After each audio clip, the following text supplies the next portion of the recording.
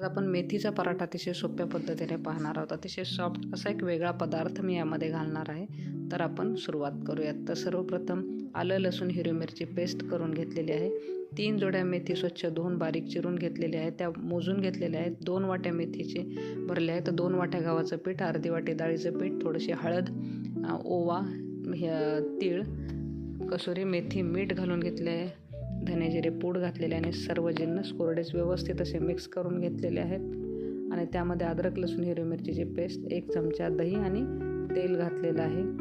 तर व्यवस्थित मिक्स करून घ्यायचं आहे. थोडंसं लाल तिखट घातलेलं आहे आणि गरम उकळत्या पाण्याचा थोडा वापर करायचा आहे आणि सॉफ्ट असा आटा आपल्याला मळून घ्यायचा आहे. तर यामध्ये सिक्रेट इन्ग्रेडियंट म्हणजे दही आणि तेल आहे.